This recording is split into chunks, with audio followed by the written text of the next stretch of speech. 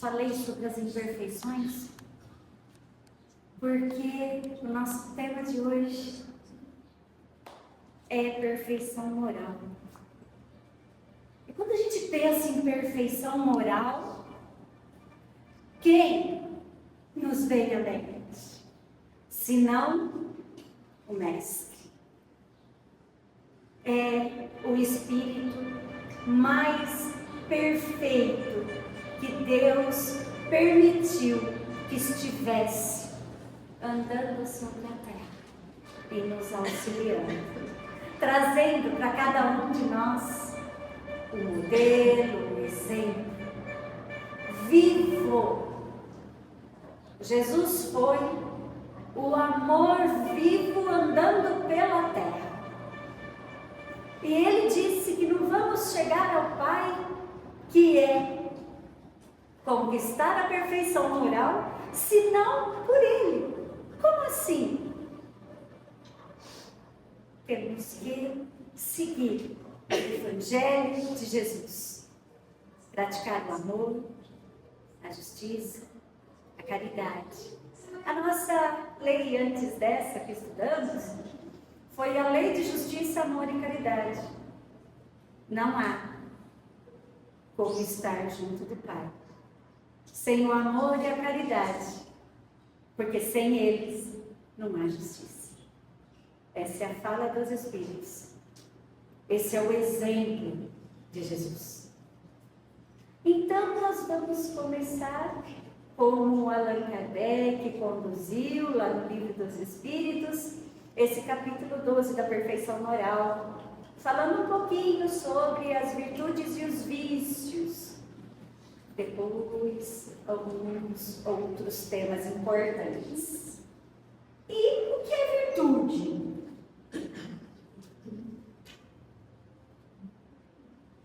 Os Espíritos dizem que todas as vezes que nós resistimos às nossas más tendências, há virtude. Então, todos nós que estamos aqui no planeta Terra, mundo de provas e expiações, somos carregados de outras existências, as nossas más tendências, as nossas imperfeições. Qual é o objetivo? Progredir moralmente, evoluir, aprender, melhorar, se transformar intimamente. Como? Vencendo essas más tendências. Então, os Espíritos estão querendo dizer que nós ainda não somos perfeitos, mas toda vez que a gente tem aquele desejo de cometer algo errado, de praticar algo que vá contra a lei de Deus, e a gente resiste, a gente se esforça, é indício de um progresso moral. Aí tem uma resistência, então uma virtude. Estamos caminhando, ainda não somos perfeitos. Nós somos perfectíveis. O que quer dizer perfectíveis? Nós temos em nós a semente da perfeição. Um dia seremos perfeitos. Temos potência, nós somos capazes de ser perfeitos, mas ainda não somos. Então temos o germe. E para chegar lá, temos que dar os nossos passos. E o primeiro passo é o esforço para resistir. Cada um de nós tem a sua imperfeição que luta nessa existência. Uma ou mais, não importa. Então, cada um de nós vai pensar nas suas lutas, nas suas imperfeições, naquilo que você deseja e que não deve. E que às vezes você não quer nem pensar nisso. Eu não quero nem pensar nisso, porque isso é muito horroroso, isso é muito terrível, isso é muito perverso. A psicologia diz que nós temos que olhar para os nossos desejos. Nós temos que olhar para aquilo que nos arrasta. Porque se a gente não tiver sinceridade, coragem de olhar, você não tem como vencer. Vai te arrastar. Não é para deixar escondido.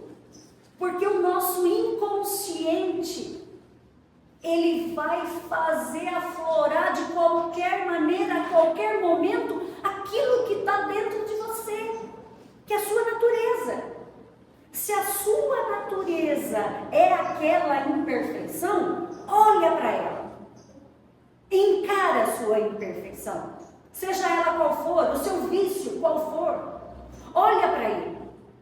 Não há nenhum arrastamento irresistível, dizem os espíritos. O que há é falta de vontade. Às vezes, um pouco de vontade, pequeno esforço já seria suficiente. Mas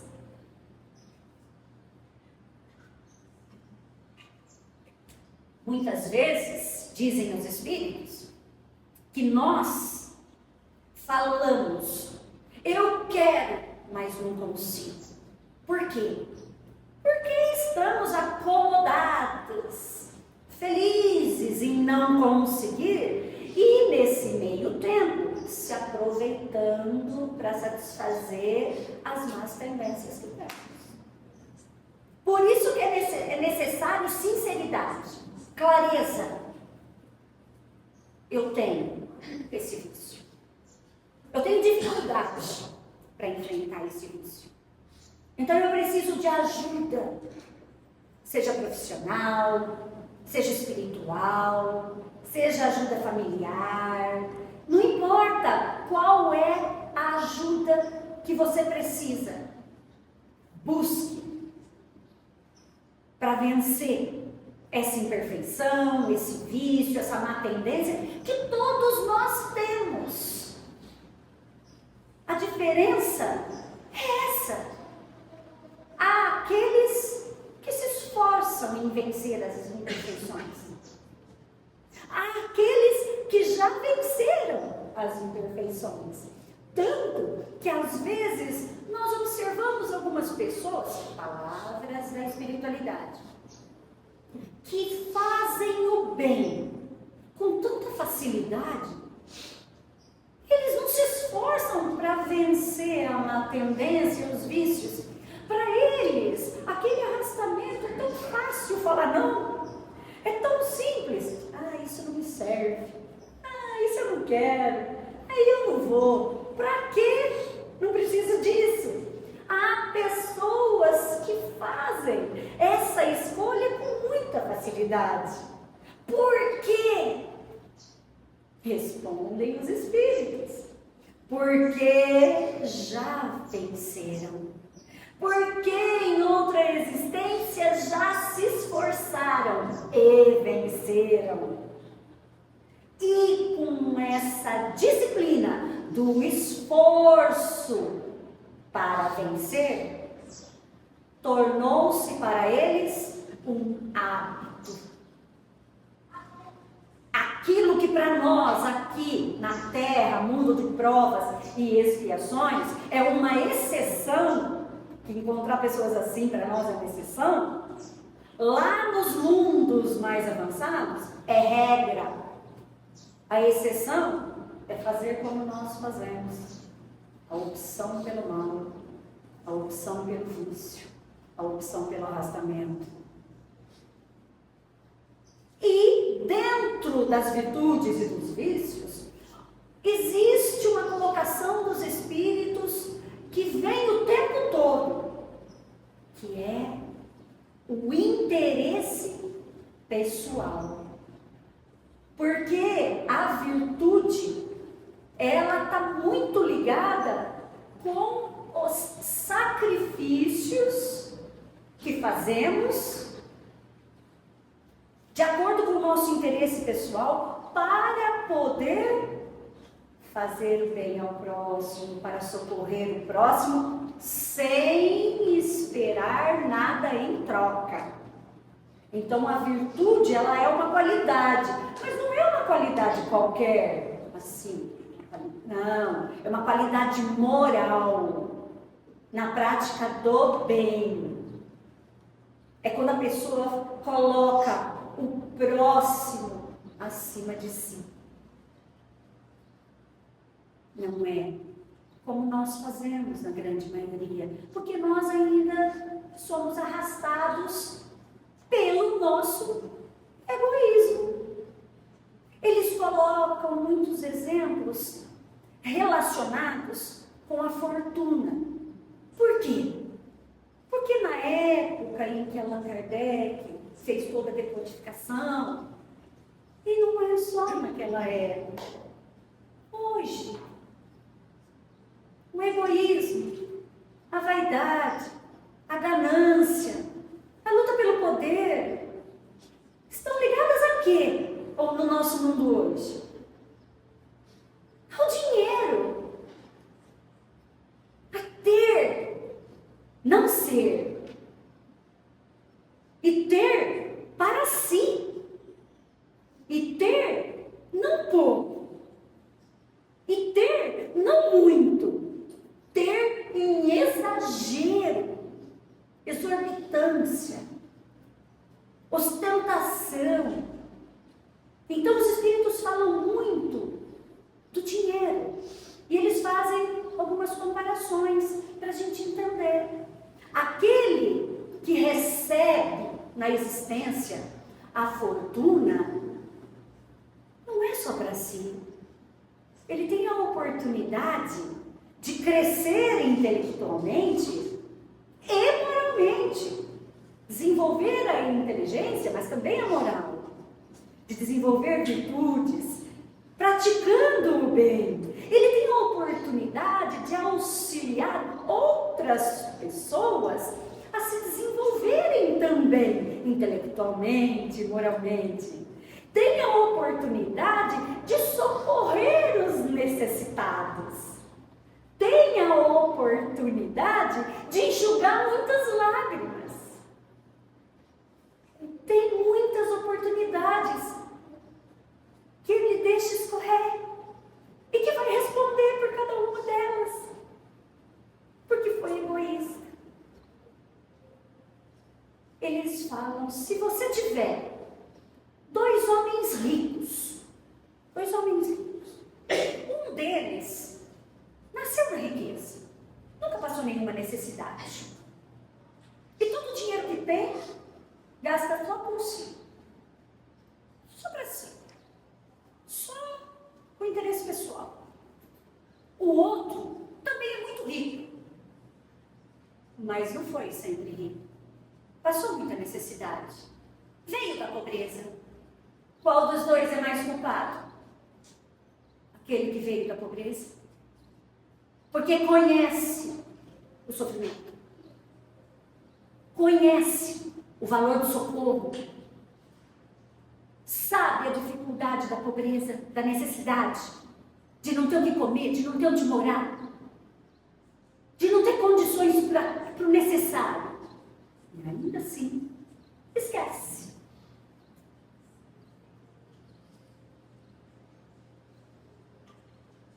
É fácil esquecer, dizem os espíritos. Há também uma outra comparação. Há dois homens, dois avarentos, miseráveis. Um não gasta nem consigo mesmo, nem para o necessário.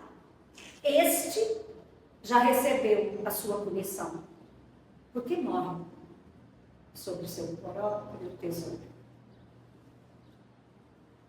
O outro é avarento apenas com os outros, porque satisfaz todas as suas necessidades e vontades, desde a mais pequena até as maiores. Este não é avarento, é egoísta. A fortuna, ela deve ser usada para si e para os outros. E ela também não deve ser esbanjada, porque a fortuna não foi feita para ser jogada ao vento. Por exemplo, aquele que usa a fortuna para se engrandecer diante dos outros. Não tem interesse pessoal na hora de socorrer a pessoa, mas quer aparecer. Esse também já recebeu a sua recompensa. Aquele que faz com o coração, com o sentimento, é que vale a caridade e o uso da fortuna. Porque há muitos que nada têm, moram na rua, não têm o necessário, são desprezados, e ainda assim eles se socorrem uns aos outros e dividem, se for necessário, com alguém acima deles, se tiver ao seu alcance. Eu já vi. Um dia, durante a pandemia, finalzinho da pandemia, a gente fazia as aulas online. As ruas eram vazias. Eu saí da escola e vinha voltando para casa, ali na praça do centro de Araraquara. E tinha algumas pessoas lá da rua, que não estavam na rua, eu os conheço de vista. E eles estavam lá conversando e rindo em plena pandemia. E de repente o sinal parou. Eu ia passar, o sinal parou. Eu fiquei esperando e observando. Eles estavam cantando em roda. Aí na frente, na faixa de pedestres, passou uma mocinha. Ela tinha uma deficiência. Ela andava e atravessava na faixa com muita dificuldade. Então ela foi atravessando, tinha acabado de parar, ela foi atravessando. Um deles, que estava cantando, levantou e ficou observando ela atravessar. Coisa mais linda. Ele ficou olhando, saiu de lá. A hora que ela terminou de atravessar a faixa, foi lá. Oi, irmã, tudo bem? Está precisando de alguma coisa? Não, está tudo bem, muito obrigada. Deus abençoe, vai com Deus. E ela foi. Ele não voltou para a roda. Ele ficou lá, olhando. Ela descia a rua. Mas não é com qualquer olhar. É olhar de bondade. É olhar de quem, se tivesse necessidade de socorrer, pegar, levar, ele faria. É este olhar que nós temos que ter com as pessoas. Independente se é aquele nosso irmão necessitado na rua ou se é aquele afortunado egoísta, não importa. Jesus não disse quem que a gente tinha que socorrer. Ele não disse quem que a gente tinha que amar. Amai a todos como irmão, porque somos todos família. É assim que tem que acontecer. Quando a gente parar de olhar as pessoas pela roupa que veste, pela beleza que tem, pelo perfume que usa, que a gente sente, e olhar só nos olhos, a gente vai entender quem são e quando precisam da gente. Porque às vezes o olhar fala mais do que qualquer palavra e qualquer atitude. Então, criem o hábito de olhar nos olhos das pessoas. Só nos olhos. Não precisa ver o resto. Que o resto não importa. O resto é acessório, é vestimento. O espírito a gente não vê, mas os olhos são as portas da alma, diz a espiritualidade. Então nós temos que nos modificarmos. Mas por onde eu começo? Nós temos que resistir às nossas paixões. O que são as nossas paixões que nós já falamos? é o exagero das nossas necessidades, dos nossos sentimentos, porque as paixões em si não são ruins. O princípio da paixão é exatamente para que os homens pudessem fazer conquistas. Porque se não há uma paixão, a gente não tem a força e a vontade necessária para conquistar aquilo que a providência preparou para que nós conquistássemos. Nós temos propósitos e temos que ser apaixonados pelos propósitos da nossa vida. É que nós fazemos um julgamento dos nossos propósitos muito misturados com as paixões do mundo. Uma delas é o dinheiro. Eu amo artesanato, mas eu vou fazer medicina porque dá mais dinheiro. Eu quero ser artista, mas eu quero ser dentista porque ganha mais dinheiro. Eu quero ser professora, mas ganha muito pouco. Eu vou fazer estética, e aí eu vou ganhar dinheiro com a beleza, porque hoje está dando muito dinheiro. O que acontece? Está no livro dos Espíritos. Se cada um ocupasse o seu lugar, tinha lugar para todos ao sol. Mas aí a pessoa vai aonde não deveria, aonde não é o seu propósito, aonde não está a sua habilidade, seu talento. E aí nessa caminhada se decepciona porque não é aquilo que está dentro da gente. Eu não tenho habilidade para ser médica. Eu não tenho humanidade para socorrer com o coração. Eu não quero abrir mão do meu sono para acordar cedo e socorrer um doente. Eu não quero chegar na hora. Eu chego atrasado e o paciente morre. A gente tem que ter esse olhar para conosco mesmo, de entender qual é a nossa verdadeira habilidade, qual é a nosso verdadeiro talento, que é para a gente não estar no lugar errado e fazer aquilo que não deve, e se entristecer e se decepcionar com a vida, e depois, e agora? Eu sou médica, eu vou abandonar tudo, e você é professora, vou ganhar pouco, eu ganhava 30 mil reais, agora eu vou ganhar 5 mil reais como professora, ai meu Deus, o que a minha família vai falar? Uma fracassada. Não, meus queridos, não. Ser professor é maravilhoso. Ser professor é lindo. Ser professor vamos dizer assim, não é só gratificante, é gratificante, mas é vida, é amor puro, é alegria de viver. Cada vez que você consegue ensinar uma criatura aquilo que ela necessita, dá na gente uma sensação de felicidade tão grande. Quando você consegue corrigir uma criança no andar da vida dela, moral, intelectual, aquilo é maravilhoso.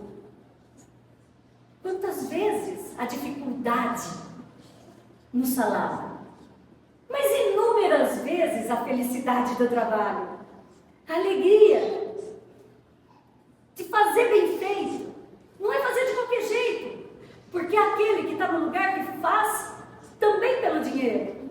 Não, a gente tem que estar aonde o coração esteja também.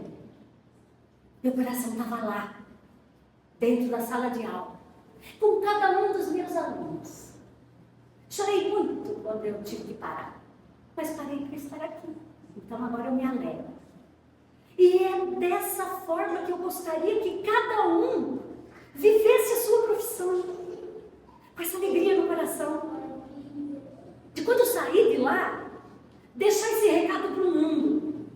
Nossa, eu fiz o meu melhor, eu fiz com o coração, eu fiz o que Deus me pediu. Eu fiz aquilo que estava dentro de mim. É assim que tem que ser. A gente tem que deixar de ser egoísta. Muitas vezes, não é só se deixar arrastar pelas paixões, porque o egoísmo é a chaga da humanidade. É o maior dos vícios da humanidade, o mais difícil de combater. E como que a gente combate o vício na humanidade? Educação. O que nós estamos fazendo aqui, como eu sempre digo? Não é aprendendo? Aprendendo as leis, aprendendo o Evangelho de Jesus, aprendendo a nos conduzir dentro de tudo isso. É por isso que estamos aqui. Com a educação moral e a compreensão da vida espiritual, nós vamos aos poucos acabando com o egoísmo. Allan Kardec pergunta para os espíritos: qual é o meio mais fácil e prático do conhecimento de si mesmo, para praticar o bem? E aí eles dizem, lógico, um sábio da antiguidade já falou para vocês que para se modificar, para praticar o bem, conhece-te a ti mesmo. Para corrigir as imperfeições, conhece-te a ti mesmo. E quem fala e comenta essa questão é Santo Agostinho, que nós estamos cansados de ver as colocações. Se você quer se corrigir, ao final de cada dia, faça como eu fiz, diz Santo Agostinho. Faça como eu fiz. Olha tudo que você fez durante o dia.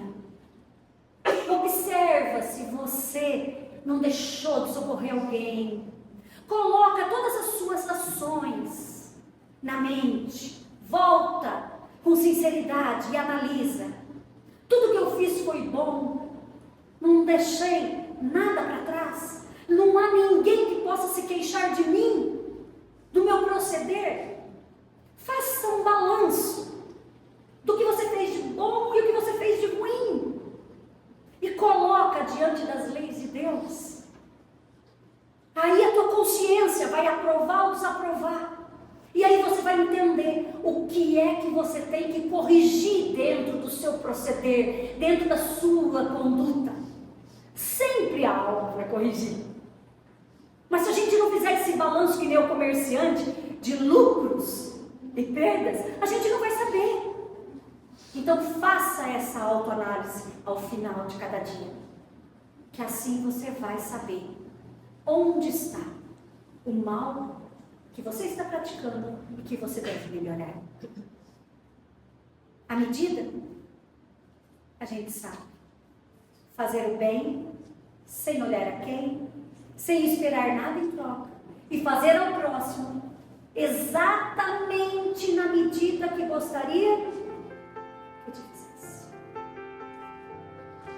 Desejo a todos muita luz e muita paz. Muito obrigada.